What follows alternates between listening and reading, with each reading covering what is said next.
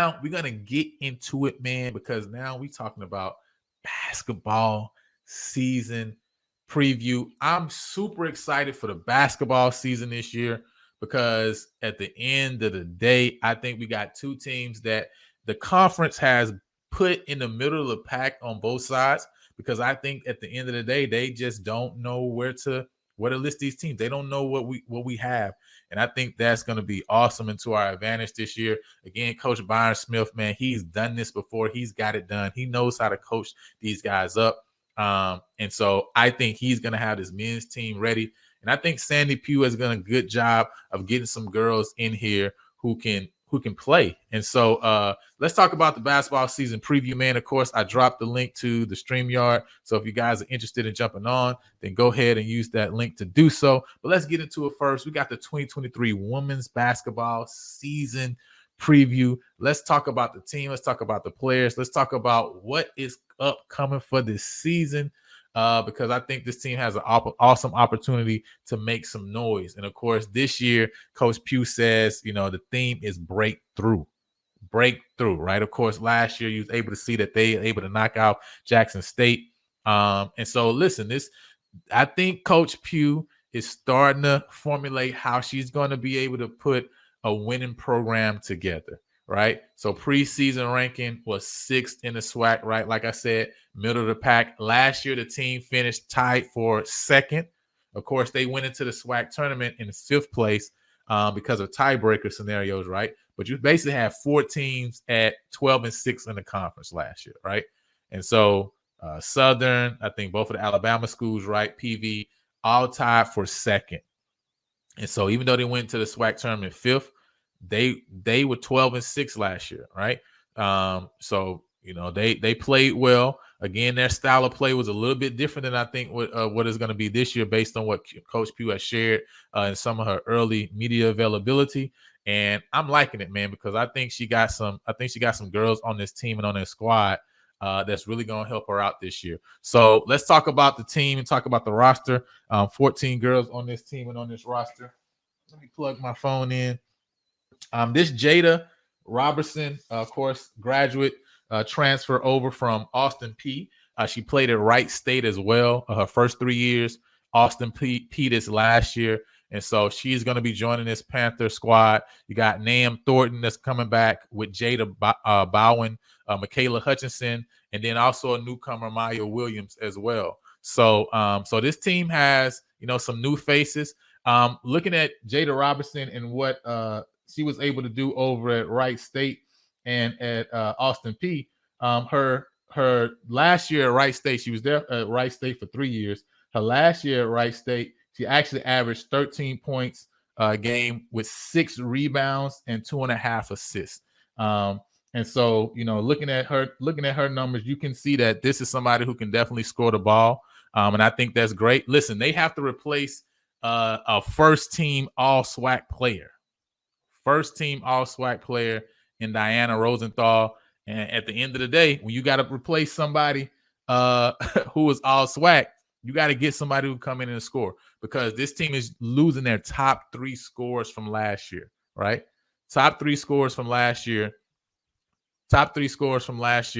And, they got to find some scoring from somewhere. Last year, they did it basically all from the outside.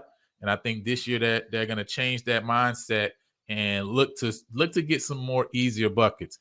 They led the SWAC last year with, almost 6.9, basically 7 3-pointers a game. This year, I think they're going to look to move in a different direction as far as getting some more easy baskets. And so I think you're going to see a lot from Jada Robertson. She's going to have an opportunity. This last year, Austin P., she only averaged 7 points. She didn't get as many field goal attempts as she did before. And I think now she's going to be asked again to score the ball a little bit more. And I think she does have that capability. Keep going. We got Maya Monroe, Jennifer Gubo, Kayla Smith, LaFadria Green coming out of Monroe, Louisiana, the hometown. You know what it is. So I know she's going to give everybody their business. And then we got Adriana Waddle. Adriana Waddle was one of the ladies that Coach Pugh specifically talked about in her presser that's coming over. And so she averaged 6 and 6 last year. You know what I'm saying, 6 points and 6 rebounds last year. And I believe she's at where did she come from? Westerford, I believe it was. Um, yeah, Weatherford College. Sorry, a JUCO. So she averaged 6 and 6 last year on 50% shooting. Coming in 6'2". Okay, so definitely coming in with some size. I love the fact that the coach has brought some size in. LaPhaedra also coming in at 6'2". So definitely bringing a lot more size in on this team. And Maya Monroe also coming over from North American University, averaged 15 points last year. So with her and Jada Robinson at the guard positions, adding Adriana Waddle to give some backup play to of course Miss Lewis that you got coming back as well. So I think that they've done a good job of bringing in some girls. But the one that I'm really interested in, right? Of course, Geraldine Smith and Desiree Lewis, of course, coming back, and I think they're going to see more time this year. They're big as far as being on the boards. I think they're going to see a lot more field goal attempts come their way this year too. But Amaria Williams is the one who I think we need to keep an eye on, right? The first thing I saw when I started paying attention and looking at it was she's coming in at 6'4". 6'4", big body, right? 6'4", coming from Vanderbilt University, SEC school. Now, don't know the reason she was least said that they had issues with her following some team rules. So they mutually agreed for her to leave and enter the transfer portal this earlier this year in January. But either way, man, this is a lady who was recruited by Boston College, LSU, Kentucky, and other top FBS schools. Ended up going to Vanderbilt. She was averaging 7 points and 5 rebounds in her time over 18 minutes a game that she was averaging this past year. And I believe 13 games that she played. So listen, this girl can play. She was the 9th rated post player in the country in 2022. Number 9 coming out of college. So you can understand why she was getting recruited by some of these bigger name schools. And so she's gonna be huge as far as coming over and being able to give the Lady Panthers right an edge. Of course, obviously at Vanderbilt, she wasn't asked to do much. She didn't play. I said 18 minutes average. The highest time she's played in a game last year was 18 minutes, right? She averaged around 12 minutes a game. And so again, right, with the amount of touches that she got last year, her being able to put up 7 and 5, that's big, man. Because listen, she's going to get touches here. She's going to get the ball here. With that big frame, being able to protect the paint, right? Be able to redirect shots, right? Not allow individuals just to be able to come in and score. This is going to be huge, right? So this size that they have on this team this year with Amari Williams, with the LaPhaedra Green, with the Adriana Waddle, this is big, right? This is huge for, I think, what Coach Pugh is seeking to do in the direction he's seeking to go in, right? Now, I think it's going to be big depending on some of these returning players she got come back, what kind of step they take up. Some of these ladies that's been in the program 2 or 3 years, right, from that first team that she brought in. So, again, like a Geraldine Smith, Desiree Lewis, right, Jalea Harper, right? Some of these players who are going to get some minutes, right? Some minutes increased this year, and also be asked, right, to do a little bit more on the offensive end is really going to depend, right? But I want to really see what Amari Williams do as a player who was highly recruited, as a player who went the SEC route, right, and now has come to us here at Prairie View. This, I think, gives her an opportunity to dominate in this league against other players. And of course, she gets to start out going up against some other competition, right? Some of the SCS and FBS competition, D1 competition, right? And so we'll see what she does, right? And what numbers she can put up. And again, like Jada, I'm also interested to see, because she had an opportunity where she could score. Maya, coming from North American, again, a lower level D2, but she was there and she was putting up points. She was putting the ball in the basket. And so it's going to be interesting to see how the distribution of shots is going to go this year. But I think that this team is going to move a little bit away from, putting the ball up from outside and looking to pound the ball on the inside, which is good. Now, the thing that I did see was that none of these ladies have had a great free throw percentage. And that needs to change and that needs to increase, because if we're going to be getting the ball inside, if we're going to be going a route of looking to get other teams in foul trouble and get to the line, get some free buckets, you got to take advantage of it. And so, didn't see great free throw percentage across the board with this team, with the players that are brought in. Hopefully that can increase though this year, right? And we can get something going there. So we look at the coaching staff, right? Of course, Coach Pugh. We got Danny Evans as the associate coach. Rhonda Jackson is the women's basketball director of operations. David Frank Jr. is the recruitment coordinator, and Jeanette Jackson is the assistant coach for this team. And so super excited about this staff. Coach Pugh talked about how she brought some members that was on the staff before back. And so I think she's really excited about this combination that they have going on. And I'm super excited to see this team get to work, right? Of course, their first game is going to be November 9th, which is a home game. All the home games are in gold, right? They play Houston Tillotson. Again, they got North American at home. And, of course, with that Pac-12 SWAC challenge that's going on, that home-and-home series, last year the men's team had got a chance to play Washington State at home. This year, the women's team gets Washington State at home on November 19th. We also have Incarnate Word on the 27th and Wiley College on the 30th. Again, away games, McNeese State, Tulane, TCU, Rice, and Texas A&M. So 10 out-of-conference games this year with the 18 SWAC conference games, 28 total. But again, right, I like this schedule, right? I like the fact that we have 5 home games, giving the ladies a chance to play at home in front of their home crowd.